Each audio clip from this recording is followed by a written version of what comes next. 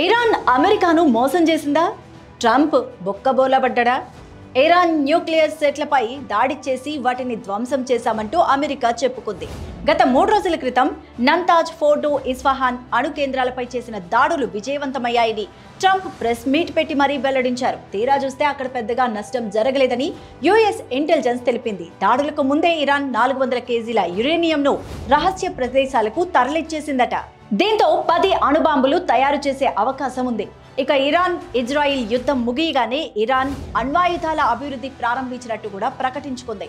America మాటలను పెడచెవిన పెట్టి nuclear programme తిరిగి ప్రారంభించనున్నట్లు తెలిపింది.